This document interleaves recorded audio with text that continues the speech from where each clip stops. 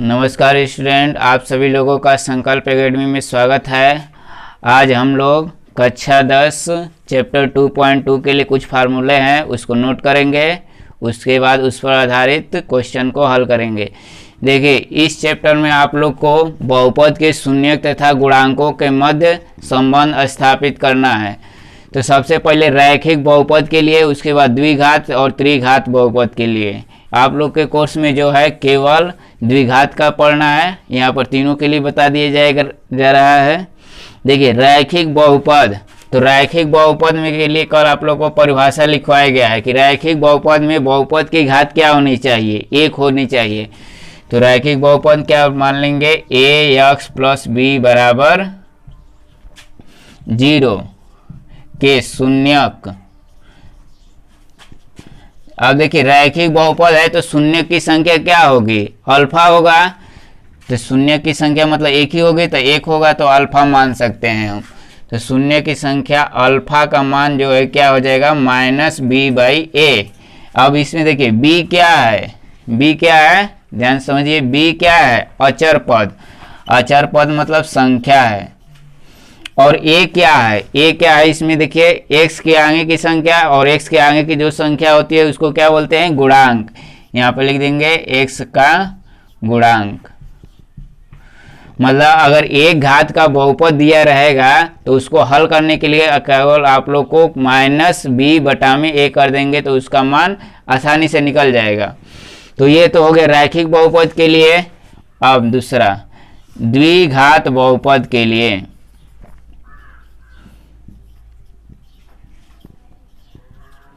द्विघात बहुपद के लिए, अब देखिए द्विघात बहुपद के लिए, तो द्विघात मतलब क्या होगा कि बहुपद की घात क्या होनी चाहिए, 2 घात अधिकतम। तो इसके लिए मानक रूप होता है ax² + bx + c बराबर 0 भी ले सकते हैं के शून्यक। अब इसमें चूंकि 2 घात है तो इसके शून्यक भी 2 होंगे, तो इसलिए एक को अल्फा मान लेंगे और दूसरे को बीटा के शून्यक अल्फा बीटा है। तो क्या हो जाएगा, अब देखिए इसके लिए अल्फा प्लस बीटा का सूत्र होता है -b/a। b मतलब क्या हो गया इसमें, अब यहाँ के लिए b का मान क्या हो जाएगा, x का गुणांक। क्या हो गया, b x का गुणांक, और a क्या हो गया इसमें, देखिए x² का गुणांक लिख लेंगे, x² का गुणांक। और एक तो इसमें फार्मूला होता है आपका कि अगर गुणनफल कहेगा उसको भी नोट कर लीजिएगा। अल्फा बीटा कहेगा तो अल्फा बीटा के लिए सूत्र होता है c/a। c क्या हो गया यहाँ पर, c क्या है इसमें, अचर पद। तो लिख लीजिएगा अचर पद और बटा में a क्या है इसमें भी, x² का गुणांक। ठीक है, इसको नोट कीजिए।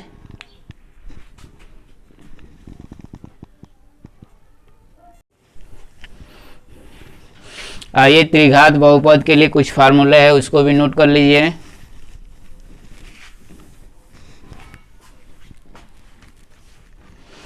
देखिए, त्रिघात के बहुपद का मतलब होता है कि इसमें अधिकतम घात क्या होना चाहिए, 3 घात होने चाहिए। तो 3 घात के लिए मानक रूप होता है, इसको भी नोट कर लीजिए, ax³ bx² + cx और प्लस d बराबर 0। अब इसमें के शून्यक, अब देखिए इसमें क्या है, शून्य की संख्या कितनी होगी, 3 होगी। तो 3 हो गई के शून्यक 3 को मान सकते हैं हम, अल्फा बीटा, एक और मान लीजिए गामा है। तो इसमें संबंध क्या होगा, पहले योगफल के लिए नोट कर लीजिए, अल्फा बीटा गामा। देखिए alpha plus beta plus gamma के लिए सूत्र हो जाएगा -b/a।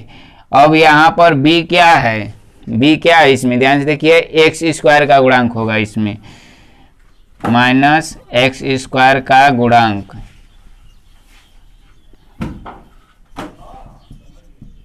बटा में a क्या है, x³ का गुणांक। और ये तो हो गया। अब उसके बाद दो का गुणनफल के रूप में होता है alpha beta plus beta gamma plus gamma alpha. इसके लिए सूत्र होता है C बटा में A।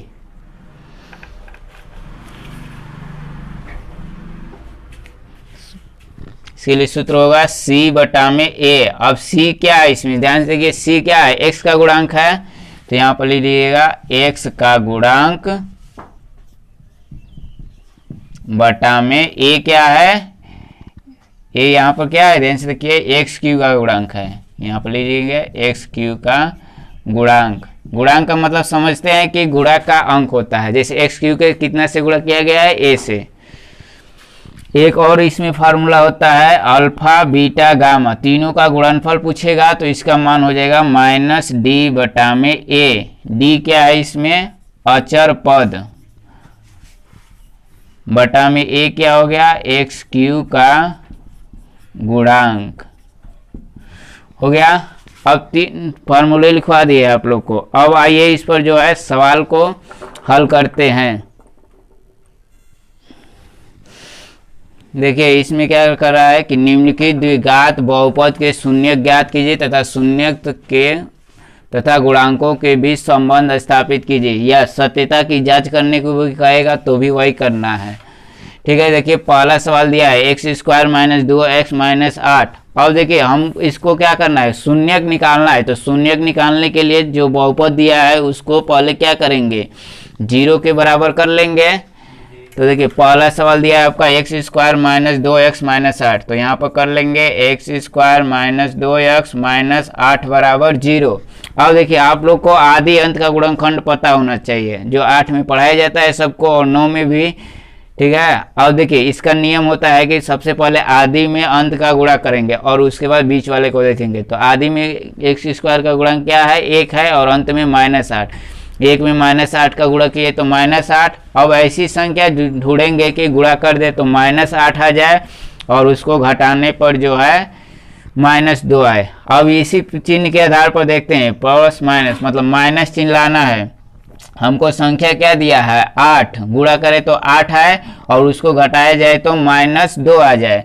तो खंड पहले इसका कर लेंगे, 8 का खंड हो जाएगा आपका 2 गुणे 2 गुणे 2। अब देखिए इन दोनों को साथ और इसको ले लीजिए, तो 4 दूना 8, ध्यान से देखिए माइनस 4 प्लस 2, मतलब दोनों संख्या का गुणा कर लेंगे तो माइनस 8 भी आ जाएगा और इसको घटा देंगे तो माइनस 2। तो ये खंड मतलब ये सही है। तो इसके अनुसार एक्स स्क्वायर माइनस 4x और प्लस 2x, माइनस चिन्ह लाना है तो यहाँ पर माइनस चिन्ह को बड़ा रखेंगे और माइनस 8 बराबर 0। ठीक है, इधर वाला सब मिटा दे रहे हैं ये सब। अब देखिए एक्स स्क्वायर हो गया माइनस 4x, तो दोनों में क्या कॉमन मिल रहा है, x मिल रहा है, तो x कॉमन लेते हैं तो क्या बचेगा यहाँ पर x, और 4x में से x निकाल लेंगे तो क्या बचेगा, माइनस 4 बचेगा। अब ये 2x हो गया माइनस 8, तो इन दोनों में जो है 2 कॉमन मिल रहा है, दोनों जगह देखा जाएगा, जो मिलेगा अधिक से अधिक उसी को लिख लेंगे। तो x माइनस 4 बराबर 0। अब इन दोनों में देखिए क्या कॉमन मिल रहा है, x माइनस 4 और x प्लस 2 हो जाएगा यहाँ पर बराबर 0। अब दोनों को बराबर 0 के बराबर कर लेंगे, x माइनस 4 बराबर 0, तो x बराबर क्या हो गया 4 और x प्लस 2 बराबर 0, तो x बराबर माइनस 2। मतलब इस द्विघात बहुपद के शून्य क्या आ गए,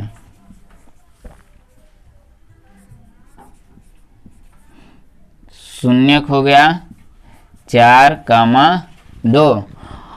ठीक है, अब संबंध भी स्थापित करने को करा है तो शून्यक के योग। अब देखिए योग वाला आप लोग को फार्मूला लिखवाया गया है, योग मतलब अल्फा प्लस बीटा बराबर माइनस बी बटा में ए आना चाहिए।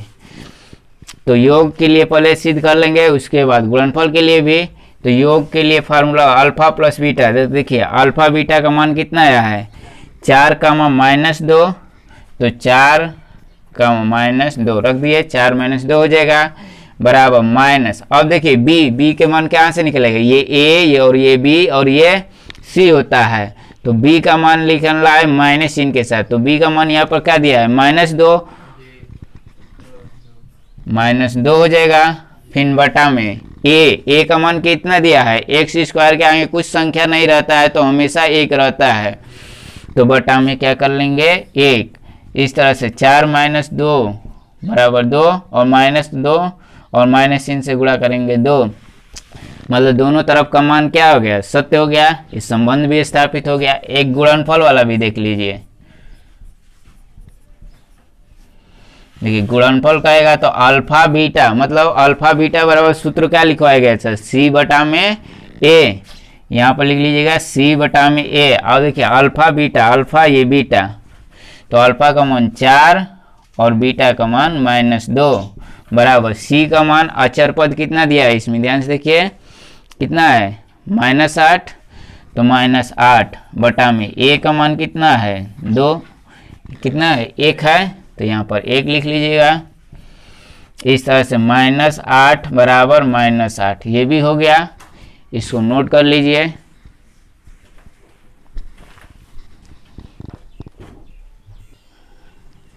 आइए दूसरे नंबर सवाल को हल करते हैं। इसमें भी वही करना है, मान निकालना है, उसके बाद उसमें संबंध स्थापित करना है। तो देखिए दिया है 4s² - 4s + 1, इसको भी बराबर 0 के बराबर कर लीजिए। और देखिए इसमें आदि में 4 है और अंत में क्या है, इसमें 1 है, तो 4 में 1 का गुणा कर लेंगे 4। और ध्यान से देखिए गुणा करने पर अब ढूंढना है कि 4 आए और उसको जोड़ा जाए भी तो 4 आए, ठीक है। तो मतलब 4 का खंड कर लेंगे तो 2 × 2 मतलब 2 × 2 = 4, 2 में 2 जोड़ लेंगे तो 4 मिल गया और गुणा करने पर भी 4 मिल गया, अतः खंड क्या हो जाएगा 2 2 4s²। अब देखिए यहाँ पर माइनस ले आना है तो तभी -4 ले आना है, कैसे आएगा -2 -2 करना पड़ेगा, तो यहाँ पर -2s फिर -2s और +1 बराबर 0, खंड मिल गया। आसानी से गुणनखंड कर सकते हैं। अब देखिए अब दोनों में देखेंगे क्या कॉमन मिल रहा है, 4s² है -2s है, तो दोनों में जो है 2s कॉमन मिलेगा, तो 2s बाहर निकाल लीजिए तो बचेगा 2s - 1। यहाँ पर देखिए कुछ नहीं कॉमन मिलता है तो 1 मिलता है, लेकिन इसको प्लस करना है तो यहाँ पर क्या कर लेंगे माइनस कॉमन ले लेंगे 1, तो 2s ये प्लस है तो ये क्या हो गया माइनस। अब दोनों में 2s - 1 कॉमन मिल जा रहे हैं, इसको भी लिख लीजिए, और 2s - 1 बराबर 0। अब दोनों को अलग अलग 0 के बराबर कर लेंगे, 2s - 1 बराबर 0, तो s बराबर 1/2। फिर इसको भी 2s - 1 बराबर 0, तो s बराबर क्या हो जाएगा 1/2। इस तरह से अल्पा शून्य कितना हो गया, यहाँ पर आपके शून्य लिख लीजिएगा 1/2, 1/2। शून्य तो निकाल लिए, अब संबंध स्थापित करना है, तो संबंध स्थापित करने के लिए वही फार्मूला लगाया जाएगा, अल्फा + बीटा बराबर -b/a आना चाहिए। तो अल्फा बीटा का मान कितना दिया है 1/2 और +1/2, फिर -b। अब इसमें b का मान ढूंढेंगे और माइनस चिन्ह के साथ, -4 दिया है तो माइनस ब्रैकेट में -4 बटा में a का मान भी कितना दिया है 4 दिया है। यहाँ पर गुणांक देख लेंगे, s² का गुणांक होता है, देखिए 1/2 1/2 मतलब आधा आधा जोड़ देंगे तो क्या हो जाता है पूरा, तो इसका मान क्या हो गया 1। और ये भी 4 में 4 का भाग कर लेंगे तो क्या हो जाएगा 1 हो जाएगा, और माइनस चिन्ह से गुणा कर लेंगे -+1 मतलब ये सत्य हो गया। अब एक और दिखा दीजिए, अल्फा बीटा बराबर c/a को, तो अल्फा का मान 1/2, फिर बीटा का मान भी 1/2, सी का मान कितना दिया है यहाँ पर 1 दिया है और a का मान 4, 1/2 1/2 गुणा कर लेंगे तो 1/4 1/4, ये भी संबंध आ गया। इस तरह से आप लोग का ये भी सवाल हल हो गया, इसको नोट कर लीजिए।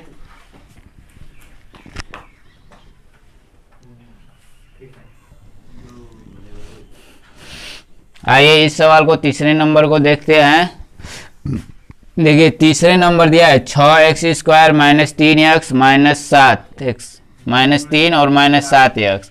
अब इसको भी हम पहले इसको क्या करेंगे अरेंज करेंगे सही से, तो सही से अरेंज करने के लिए 6x², फिर अब इससे कम घात के लेंगे तो -7x - 3 बराबर 0।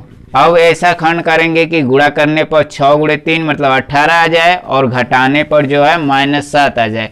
तो देखिए गुणा करने पर 18 और घटाने पर 7, खंड क्या हो जाएगा 9 2। अगर 9 में से 2 घटा देंगे तो क्या हो जाएगा 7 आ जाएगा, और गुणा करेंगे तो 18 हो जाएगा। तो खंड तो मिल गया आसानी से। तो 6x², यहाँ पर देखिए माइनस चिन्ह ले आना है तो 9 को क्या करेंगे माइनस कर लेंगे, और यहाँ पर +2x फिर -3 बराबर 0। अब देखेंगे दोनों में क्या कॉमन है, तो यहाँ पर 6x² है -9x, तो दोनों में 3x कॉमन मिल जाएगा आसानी से, ले लेंगे यहाँ पर 2x -3। अब इन दोनों में क्या कॉमन मिल रहा है, कुछ नहीं मिल रहा है, तो एक हमेशा मिलता है बराबर 0। तो 2x -3 और 3x + 1 बराबर 0। अलग अलग खंड करके मान निकाल लेते हैं इसका।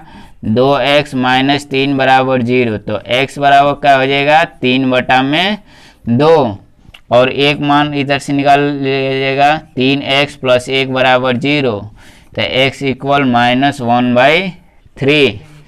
तो शून्य क्या क्या आ गया आपको, शून्य लिख लीजिए 3/2 और एक -1/3। अब इसमें संबंध स्थापित करना है, तो संबंध भी स्थापित कर देते हैं। अल्फा बीटा बराबर -b/a। अब ध्यान से देखिए अल्फा का मान दिया है 3/2 और बीटा का मान -1/3। अब b का मान ध्यान से देखिए a b c, b का मान क्या है यहाँ पर -7 है, तो लिखेंगे -7/, a का मान कितना है यहाँ पर 3 6 है, तो 6 लिख लीजिएगा। अब इसको देखिए 3 2 का लसा पे कितना हो जाएगा 6, तो 2 3 6 3 के 9 हो जाएगा, -3 दूना 6 और 2 बार गया। इधर देखिए माइनस माइनस प्लस 7/6, इसको भी घटा देंगे 7/6, मतलब दोनों पक्ष क्या हो गए बराबर। योगफल के लिए क्या हो गया इसके, ये सिद्ध हो गया। अब गुणनफल के लिए एक और सिद्ध कर लीजिए। अल्फा बीटा बराबर फार्मूला होता है C/A, 3/2 गुणे -1/3। देखिए C का मान कितना दिया है आपका, ध्यान से देखिए C का मान -3 और A का मान 6, यहाँ पर -3/6। ये देखिए 3 से 3 कट जा रहा है, क्या बचा -1/2, और ये भी क्या हो जाएगा -1/2। इसके लिए भी सिद्ध हो गया, इसको नोट कर लीजिए।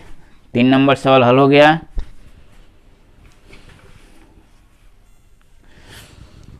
हाँ, ये 4 नंबर हल करते हैं पहला का। इसमें भी वही संबंध स्थापित करना है और मान निकालना है। तो देखिए 4u² + 8u बराबर 0 है, मतलब इसमें देखिए क्या करना है, इसमें तो आदि अंत का पूरा नहीं मिल रहा है, तो ध्यान से देखिए अगर दोनों में सबसे पहले कॉमन ढूंढेंगे, कॉमन तो नहीं मिला है कुछ। ध्यान देखिए 4u² 8u, दोनों में क्या है 4u कॉमन मिल गया, तो यहाँ पर क्या बचा 2u, और यहाँ पर क्या बचेगा 4 कॉमन ले लिए, 4 दूना 8, यहाँ पर 4u कॉमन लिया गया है तो u केवल बचेगा, और यहाँ पर 2 बचेगा बराबर 0।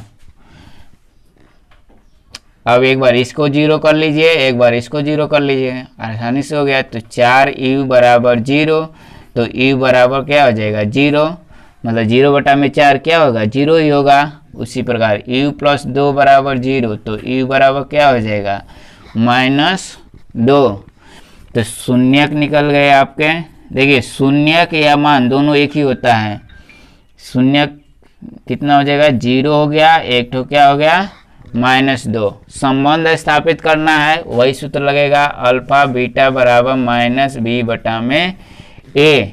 अब देखिए अल्फा का मान 0 और बीटा का मान -2। अब देखिए यहाँ पर b का मान कितना दिया है, ये a हो गया, ये b हो गया, और c का मान इसमें संख्या कुछ नहीं दिया है तो 0 मान लेंगे। तो